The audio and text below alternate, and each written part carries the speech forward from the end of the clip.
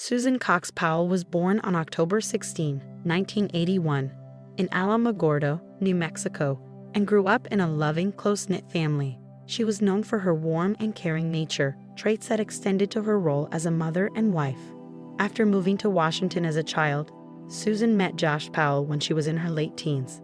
They married in 2001, when Susan was just 19 years old, and soon began their family life together. The couple eventually moved to West Valley City, Utah, where Susan worked as a stockbroker at Wells Fargo. Her two young sons, Charlie and Braden, were the light of her life. To the outside world, the Powells seemed like a typical suburban family. But those who knew Susan well were aware that her marriage was strained.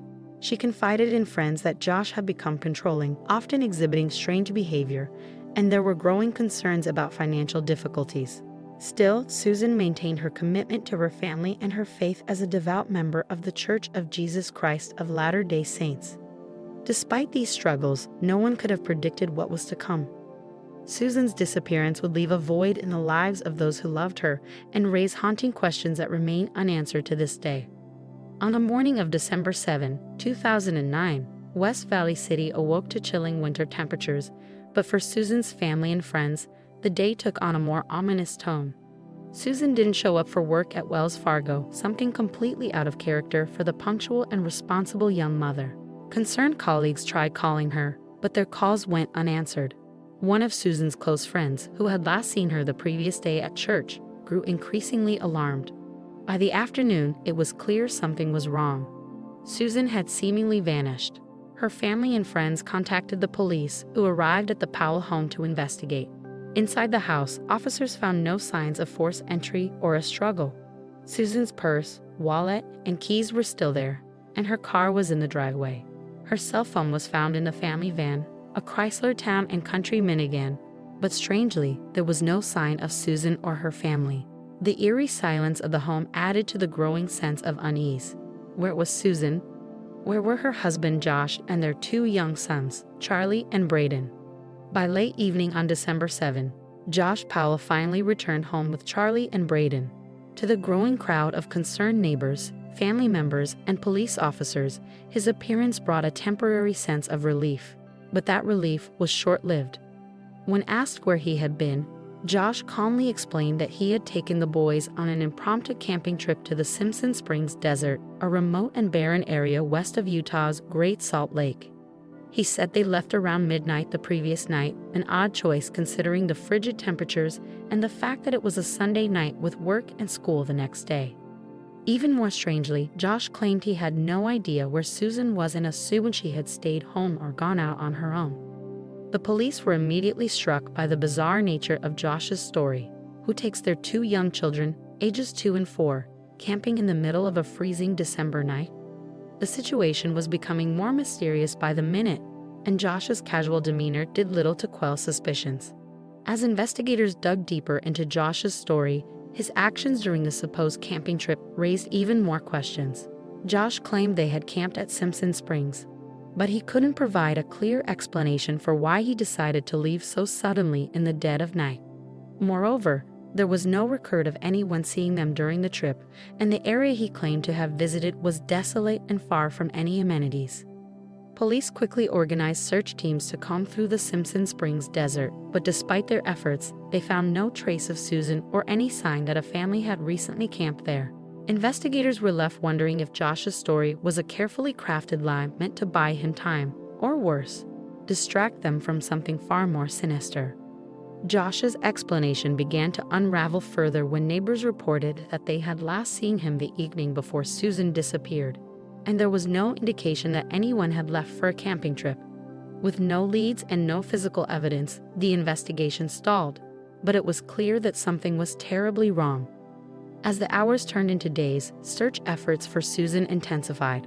Volunteers and law enforcement combed the area around the Powell home, local parks, and even abandoned mine shafts in remote desert areas. But there was no sign of her. Inside the home, investigators found further unsettling details. Susan's makeup, which she wore religiously, was untouched. Her comfortable slippers were still by the bedside, indicating she hadn't left in a hurry. Everything pointed to the fact that she hadn't planned to leave the house that day, especially without her children. Meanwhile, friends and family began sharing more about the Powell household. Close friends revealed that Susan had been increasingly unhappy in her marriage.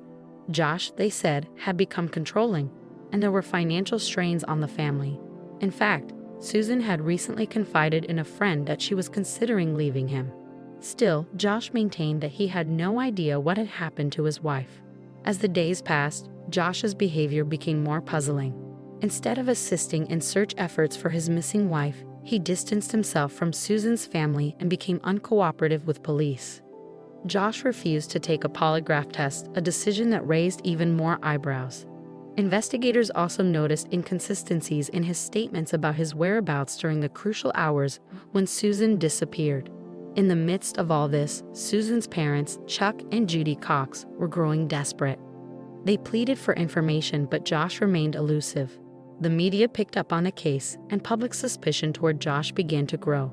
Yet despite these red flags, there was still no concrete evidence tying Josh directly to Susan's disappearance.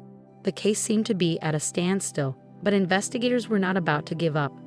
Months after Susan's disappearance, the investigation took a chilling turn when police made a critical discovery. They uncovered Susan's personal journals, which provided a haunting glimpse into her state of mind before she vanished. Within the pages, Susan detailed her growing fear of her husband Josh. She expressed concern about his controlling behavior, noting specific incidents that made her feel unsafe. In one entry, she mentioned feeling trapped in a marriage that had become increasingly volatile, with Josh's mood swings leaving her feeling on edge. Susan had even gone so far as to draft a secret will, an act that revealed her deep-seated fears. In this document, she articulated her worry that if anything were to happen to her, it might not be an accident. The contents of her journals alarmed investigators. They suggested that Susan had sensed the danger lurking within her home, highlighting an unsettling tension in the relationship that was previously hidden from view. These revelations did not provide direct answers regarding Susan's whereabouts, but they intensified the investigation's focus on the dynamics of the Powell household. The journals fueled suspicions that something dark and potentially tragic had unfolded on the night she disappeared. Susan's insights into her fears cast Josh in a more ominous light, leading investigators to scrutinize his actions more closely.